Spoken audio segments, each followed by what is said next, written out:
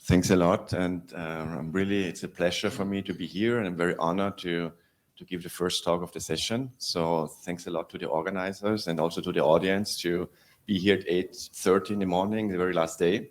Thank you.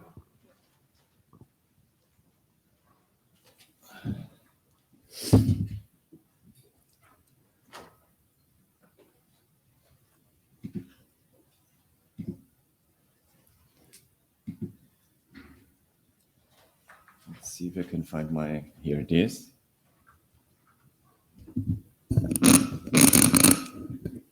Can you hear me? Yes, I think so, yeah. So I'm Martin Krallinger, as Ceci already mentioned. I'm the head of the changed name, the NLP for biomedical information.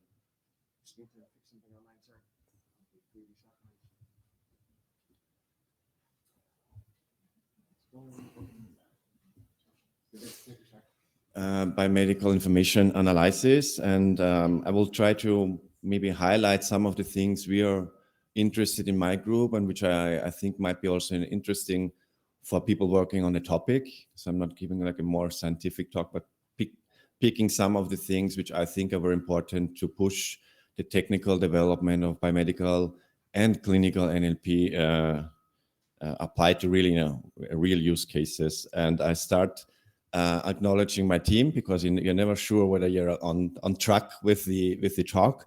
So just to outline, my team is really very interdisciplinary. We have 3 medical doctors in the team working on data annotation, quality control of the clinical NLP resources. Obviously, also people working on computational linguistics and AI. So I really think that one of the key aspects in pushing the development of clinical NLP resources is having a team with the end users, with the domain experts inside your research team. And I think that's something which might be missing in many of the more like computational linguistics, traditional research scenarios. I will provide an introduction background, but focusing on the things which I personally think are a little more relevant for the technological development.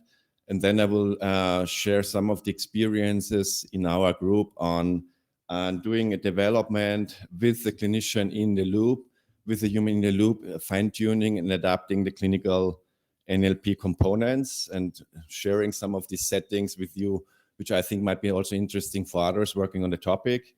And then I will conclude with a couple of European projects and use cases where we're trying to go beyond NLP in a single language. We're focusing mainly on data in Spanish and also in English, but also how to actually be able to explore strategies, creative approaches to adapt these resources to other languages, or even to think about more like multilingual scenarios beyond a single language. And I'm sharing some of the things we're doing there. So this is also ongoing work. On the background, I don't think I need to stress the importance of textual data and unstructured data. So people are really also here in ISMB focusing a lot on structured data, using, like in the case of clinical data, clinical codes or genomic data or other kind of structured data. Many is going on image processing as well, but still unstructured data, clinical records are being used and underexplored for doing more advanced data analytics using clinical data. So I think this is something you have to highlight constantly, that people are not really going into the clinical records, and I'm showing some of the reasons why this is the case.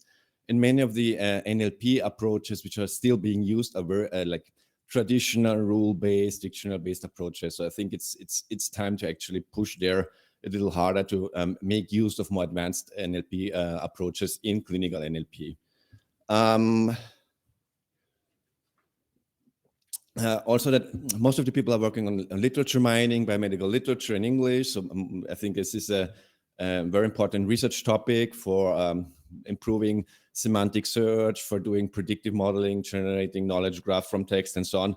But there are also a lot of different other kind of content sources which are important to generate a more like comprehensive and complete picture of health of human beings. So including obviously clinical records and electronic health records, but also clinical trial data, web content, social media, patient-generated information, and other kind of information sources which are still not really heavily explored, and they're not really integrated into more like a common picture and having a more transversal view of what can be extracted in terms of health-related information from multiple content sources. In case of the clinical content, we all know, at least those working on the clinical records, it's a difficult type of textual data. It is basically very telegraphic, noisy. There are many abbreviations, acronyms. There are also local variants. So depending on the hospital and the region, there might be also a variation inside the records because of these kind of characteristics. And obviously it's noisy also because it's ungrammatical, they're lacking accentuation, spelling, there are many spelling errors and so on. And there are some characteristics such as negation, speculation, which are very important for clinical NLP, which might not be as important for, like, for instance, biomedical or literature mining. One thing we realized when working on clinical data is that the paradigm that you have one general biomedical or clinical NLP component, it will work very well for all kinds of scenarios, is just not true. You have to think about how to adapt it to the kind of clinical record. If it's a discharge summary, a radiology report, a clinical course, there is variability in there. There's a high degree of variability between specialties. So if you're working in ophthalmology and oncology, you have to do some adaptation and fine-tuning. And also, obviously, there are differences between hospitals, and there are differences also across time. So if you think about COVID, there are many kind of clinical characteristics which are changing over time. So these tools need to be very robust also in terms of adapting to the changes in healthcare and the changes in how people are getting treated. So under this basically scenario, we were working in a strategic plan in Spain to promote language technologies. And in our case, we were focusing on health and clinical related information. And I think these kind of aspects are also important for other kind of languages. So the idea here is, of this plan was to generate what they're called linguistic infrastructure to promote research and to promote uptake of these NLP resources in practice within, in this case, people working on data in Spanish, but the same is true also for other languages. So what we did there is, in the first place, to generate high quality annotated data sets in corpora. So if you don't have high quality annotated data resources, it's very difficult actually to train systems, to evaluate systems, and to use systems in practice. In healthcare data, you need to know what's the quality, and you need to make sure that the systems are working properly with patient data, basically. Another part of this, let's say, aspects we were working on in the context of this strategic plan was obviously working on development of components and also checking out different platforms, how to integrate these components in practice. And one thing which we were focusing a lot also is the organization of shared tasks and community evaluation efforts. So the shared tasks are basically a strategy to promote more efficiently the development of resources with a quality control, with some aspects related to reproducibility. And also, if you align them with practical use cases, you can see that they are like a more efficient and more, let's say, cost-effective strategy to generate new resources. And in the context of this strategic plan, we organized a total of 13 tasks for data in Spanish, 2 tasks for machine translation, English, Spanish, and we also organized 2 tasks with data in English only. Another aspect, obviously, is the legal scenario. You all know, like, data sharing is very difficult. Accessing clinical data is difficult. So we're also working on a more legal characterization of the aspects which need to be taken into account, and also anonymization strategies, how to generate anonymized, de-identified data to be able to share it later on. And I will show you and what we did that in this respect as well. Obviously, nowadays, beyond these 4 pillars, you have language models. So language models are key, let's say, resource to promote development of new tools. And also, I think it has been realized also in the computational linguistics domain and the medical informatics domain, that you need more robust and more well-defined annotation criteria and guidelines, which are shared and which people can reuse to build new data, to extend data, to update data, annotated resources.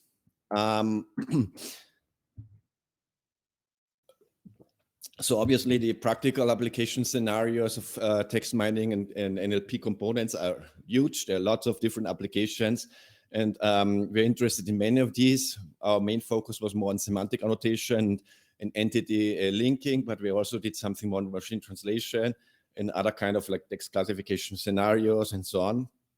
I already mentioned the let's say pushing forces of language models, improving not only the quality of the resources and components, but they're also a key, let's say, aspect, I would say, for being able to actually check out how to improve different pipelines or methodologies or approaches in practical scenarios. There are language models on the general domain, there are biomedical language models, clinical language models, there are language models which are multilingual, and there are also domain-specific language models for other languages than English. So in case of I mentioned already language models fine-tuned, adapted to clinical data. At the BC, not in my group, we were also working on the development of language models adapted to clinical and biomedical content in Spanish. So I think there's a pushing force there also to have domain-specific language models for different languages, and there are language models for clinical data in Dutch, in Spanish, in German, in Italian, and many other languages as well. So this was my motivation or my background. So these are the things which I think are a little more important currently in terms of the situation we have in the development of clinical NLP resources. So what I'd like what's the prototypical pipeline for the development of clinical NLP components? Obviously, on one side, you have like the more like pre-processing, gathering and cleaning up the data. So if you're working with web content or with clinical content, this sometimes might seem trivial, but it's not the case. So you have to do quite a lot of cleaning and pre-processing of the data sources as well. Then obviously there's the stage on generating these pre-trained models, doing transfer learning, and usually you have some post-processing steps in the pipeline to really improve finally these resources. And so going back to these aspects, which I think are important to highlight and to outline. So there's this very big variation in clinical data and in the structure and the content of clinical data. I already mentioned like the specialties, the hospital, what is the hospital, where it comes from, the time aspects, and so on. And so when you build these components, you really need to realize, I would say, whether you want to have something more general, which should be working more or less well across multiple clinical disciplines, or you're focusing on a very particular user scenario, which could be, for instance, cardiology. In case of the data privacy related issues, I would say this is still one of the main bottlenecks in the development of clinical NLP components. And I think mainly also because de-identification, anonymization tools and resources are not being shared and not being evaluated in practice. So that many, like even for Spanish, when we started working on this, in this discipline, there was no de-identification anonymization tool which you could just try out and fine-tune, adapt to your needs. And obviously you need also annotation guidelines. So if it doesn't work very well, if there's a leakage, you need to know what is, exact criteria you have to take into account there as well.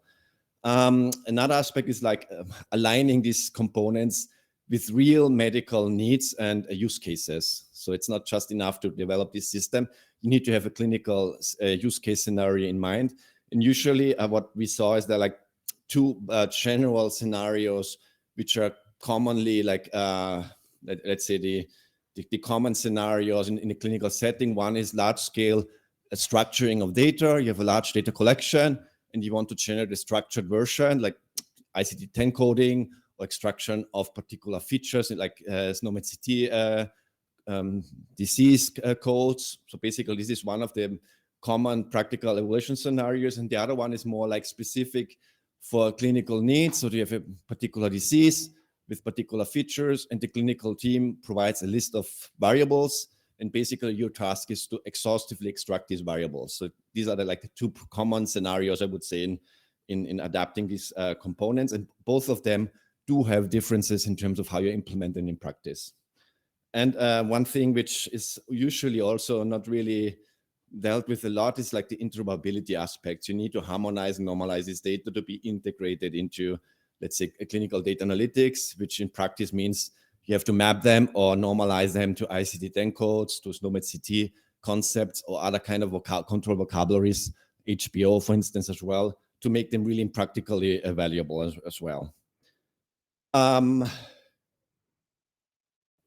So we'll go quickly over some of these aspects we were focusing on. So one thing is like defining what's the knowledge gap, to define more formally the use cases and the, let's say, the underlying NLP pipeline to deal with these use cases. And also, I think it's important to engage from the very beginning the clinical experts. So one of the, I think, our, let's say, experiences when you start working on the topic and you don't really align well with the clinical needs, you might end up generating something which just doesn't fit what the end user needs or would like to use in practice. So this is really important to have like that part very well defined in the beginning, which even has to do with the data selection criteria. So how you're selecting the data and the content sources, it needs to be aligned or needs to be generated in consensus with the experts. Another aspect which I think, and we're really working a lot on that, and I'm stressing it, I think in all of my talks, is annotation guidelines and protocols. So a data set, an annotated collection corpus, if you do not have the guidelines and very detailed guidelines, this is a sort of black box corpus. You don't know the criteria which had been used for labeling the data, and you will not be able to actually understand what the label mean in practice. So if you label something as a disease and you don't have detailed guidelines associated to dimensions, you're not able to interpret what this label means in practice, and you're not able to extend it, adapt it, correct it, or fine-tune it to different types of subspecialties.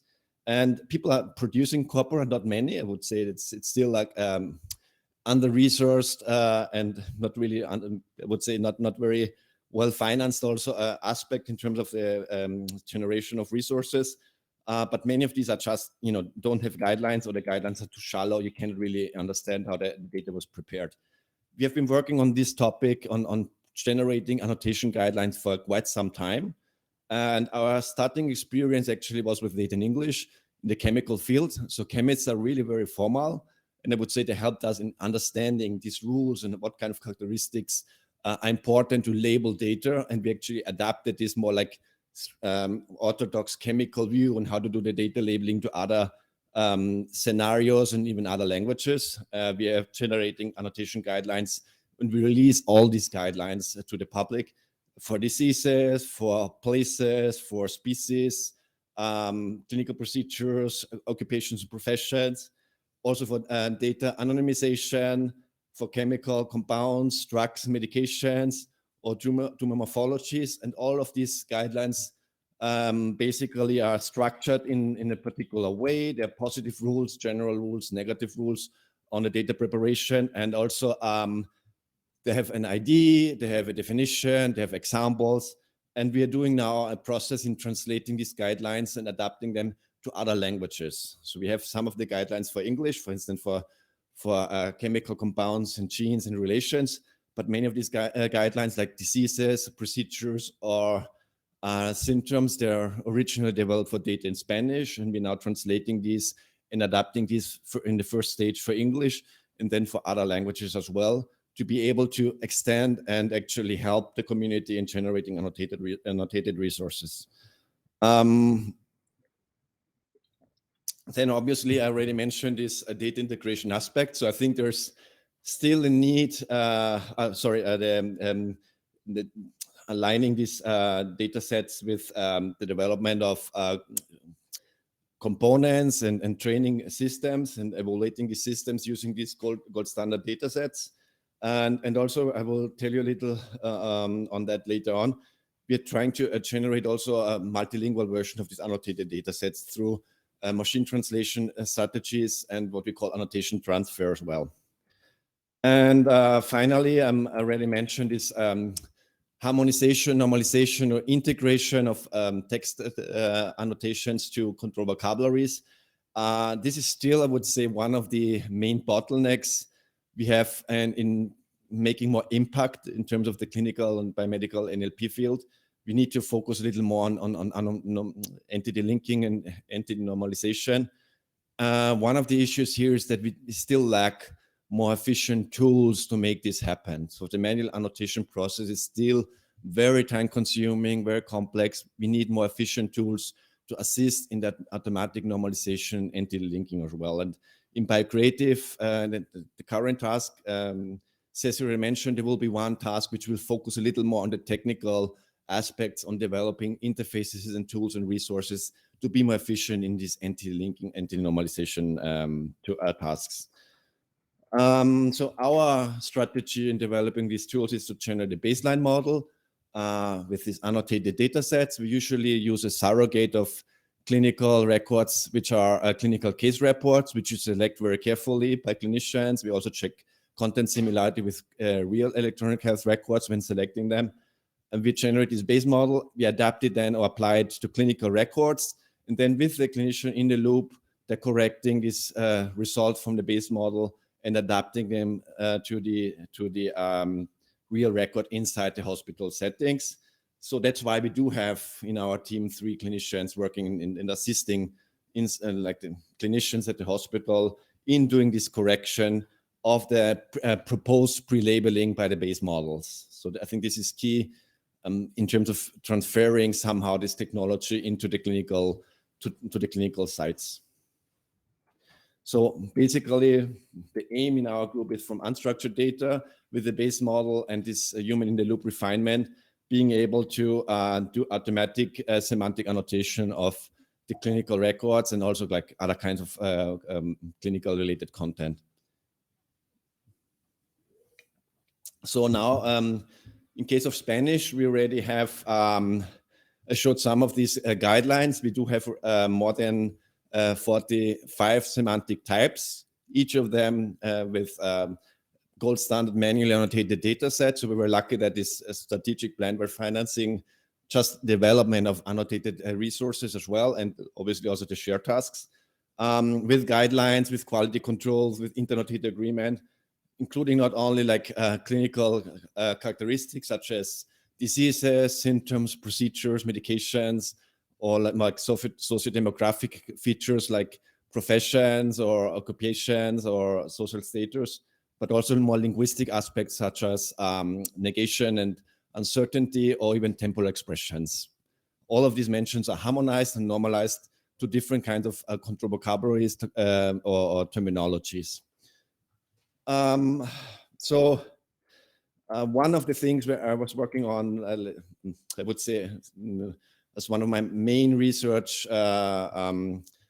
interests is the development of or generation of resources and sharing them through shared tasks and community evaluations. So generating annotated resources is very expensive, very time consuming. You need access to data, you need access to experts.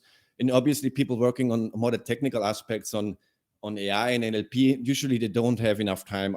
They just cannot deal with all these aspects, and they want to focus more on the technical implementation of these components and resources. So that's why we're actually trying to engage in a more community effort, a collaborative scenario where we're organizing these shared tasks.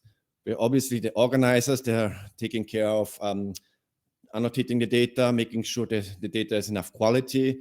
You release some training data, people are developing their systems with the training data. And then in a second stage, in a later stage, you release some test data without the answers, without the labels, and they have to do the prediction. You get back all the predictions in a predefined format, and then you evaluate them with pre-specified evaluation metrics or ways on measuring the efficiency or quality of the results. So it's a more like independent way on evaluating the quality assessment. And you're also allowing people to focus really more on the technical implementation of these systems without the need of understanding all the details on how the data was annotated and generated. And also, we were doing some questionnaires on the participants for these different shared paths. I told you already we organized 17 in total. So you reduce the development stage. We asked how long it took in implementing and training the system. So the range from like how long it took for them to generate or train their tools was from 1 week to 2 months. So if you put it into context with annotating the data sets, so some of these data sets took us more than 2 years to generate the data set. So from 1 week to 2 months, basically they're implementing the system, but the data annotation can take, in some cases, even 2 years. So I think it's a way to really force people to focus on their skills and on the technical aspects. There have been lots of shared tasks. This is an outdated slide. So on all kinds of topics, from question answering, information retrieval, named entity recognition, entity linking, summarization, machine translation, and so on. In our case, we were focusing on, as I told you, primarily now in the last years on data in Spanish, although I told you already that we are trying to release multilingual versions of these data sets as well. So some tasks were related to, for instance, a detection of tumor morphology mentions and mapping them to ICD-10 codes, clinical coding with ICD-10 for diseases and procedures. We also did something on semantic indexing. So some of you might know that people are working a lot on indexing PubMed data with mesh terms, and this task was highly successful. So basically now this semantic indexing resources are being used by the NCBI for PubMed, and we were trying to do something similar for content in Spanish. There are also literature databases using something similar as mesh called DEX, which is a translation basically into Spanish. We had a shared task on de-identification and minimization of data, of clinical synthetic data in Spanish. Another one on occupations and mapping them to ESCO codes. We also had something more specific on medical machine translation, disease entity recognition, and species mention recognition and mapping to NCBI taxonomy. And I think there will be a talk on species recognition of corpora later on as well. So this was primarily focusing on species in clinical settings, so what kind of information you could find there in a more clinical scenario rather than the literature. So to wrap up, we had like 2 tasks recently, one on locations and places, and including traveling, and one on procedures. And there's one ongoing on symptoms, science and findings at BioCreative. So I would like to invite you to have a look at that. We will release also data set in English. So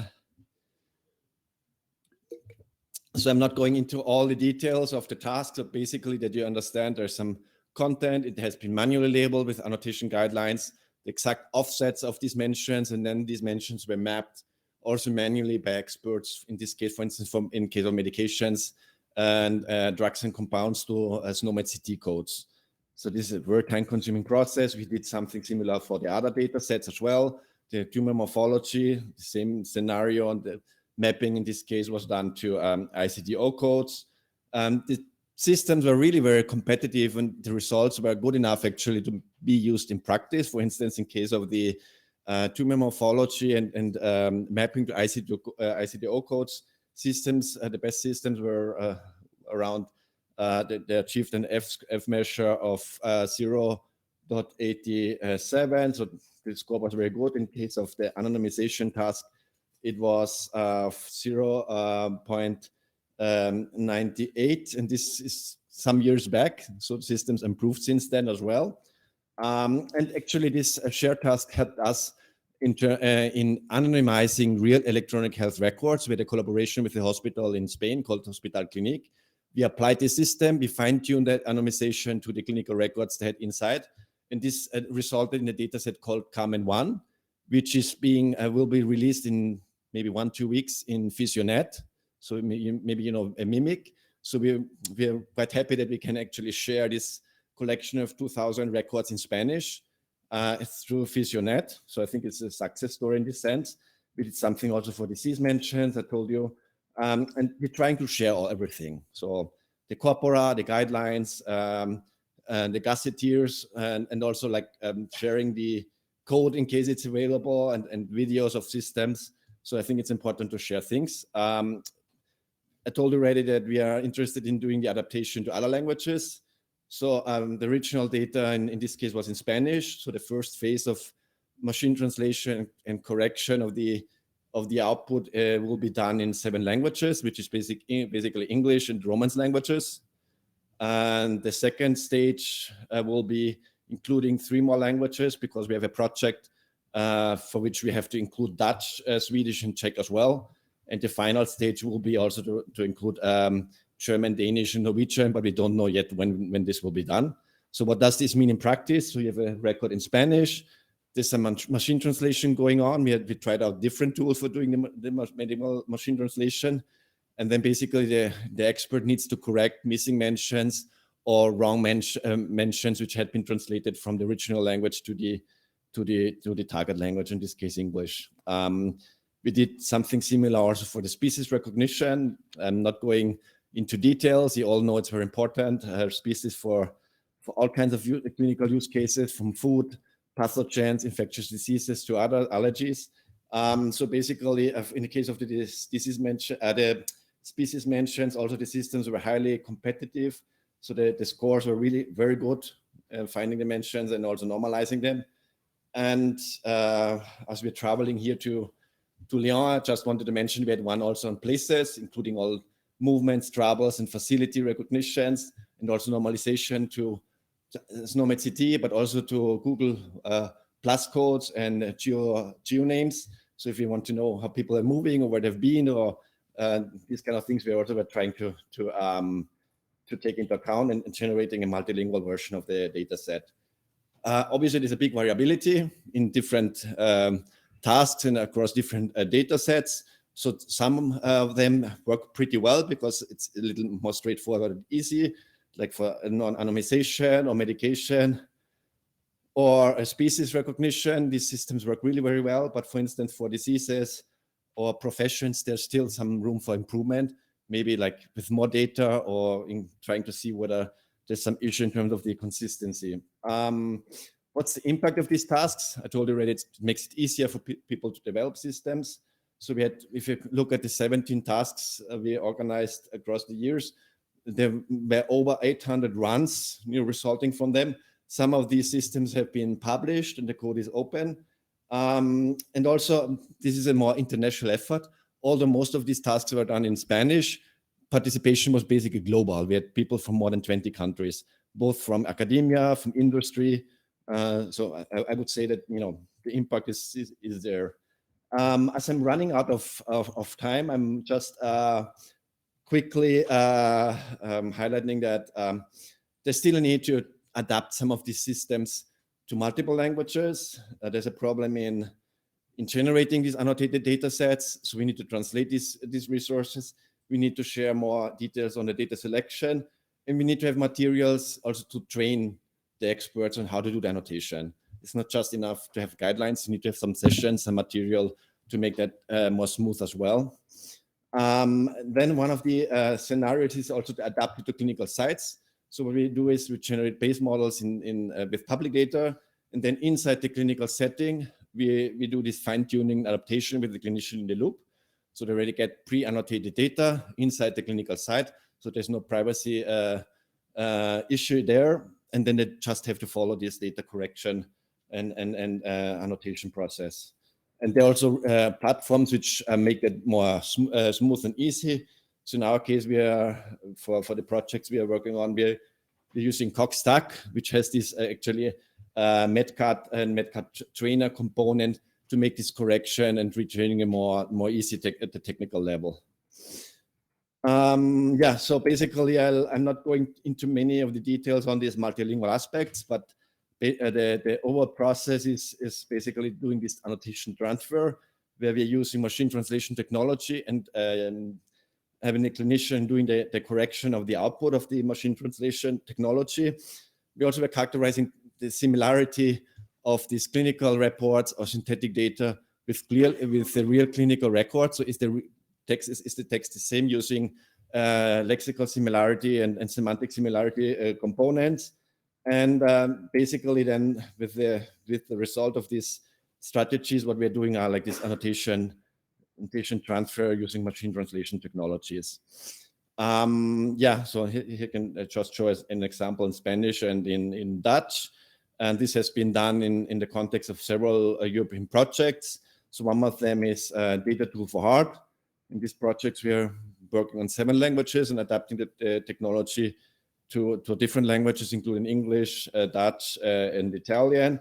We have another one which also goes beyond Europe, with a site in Africa and one in Latin America.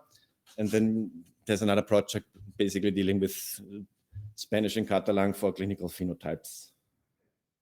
So to wrap up, basically, we need more effort in testing, improving these annotation transfer technologies. And here, like, if we have more input of the community to help in this process, working on other languages, which we maybe are not able to focus currently, would be nice.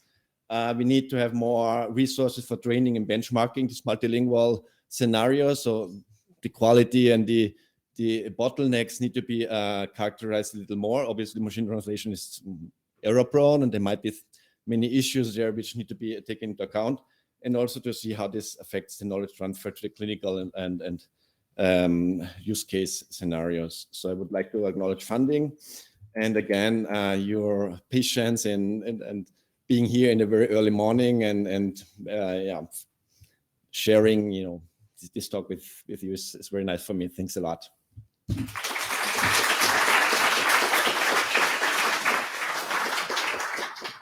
Thank you, Martin. So we have time for a couple of questions. Okay, is someone ready? If you find a phone, it might be mine. I cannot find it. So you mentioned several times you work in multilingual setting, in a Spanish setting. My question is, how important is it for you as a data scientist, as an NLP researcher, to actually speak the local language that you're working on? So basically for the annotation, the corpus construction, you need to understand the language. So this is key, because otherwise, you need to have someone in your team speaking the language. To develop the tools themselves, like the training and generating the components, it's not that important. So we had teams from China, from Germany, from Italy, participating in our tasks and winning the tasks. So they didn't understand very well the data. But for the annotation process itself and selection of the data, you need to know the language. Okay, we have time for one more question. Okay.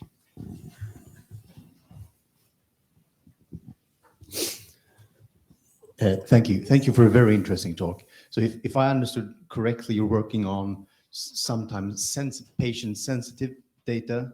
Is that correct? So you feed that into the model. So does that mean that the model has some type of privacy concerns, or how do you work with that? Or when you put it into the model, is it so anonymized that you can put it openly available and do basically whatever you want with it? So we had like 2 scenarios, one where we actually had sensitive data, but the annotation was done at the clinical site. But we had a formal agreement and a data usage agreement. But usually what we do is, and I think it was like in this slide, sorry. In this slide is, you have a base model using synthetic data or public data. In our case, we're working a lot on synthetic data and case reports. You apply them to the clinical data in the clinical site, so you don't need to access the data yourself. You do the pre-annotation, and then obviously you need to teach the clinician at the clinical side how to do this correction iteratively. We did that, for instance, in one of these hospitals. There was usually an issue more with recall in the system. So the recall, they didn't see this kind of data before. And just with one iteration, you can improve and boost the performance of the system really a lot. So you don't need to annotate that much data. But obviously, the annotation needs to be well done. But it's inside the clinical site.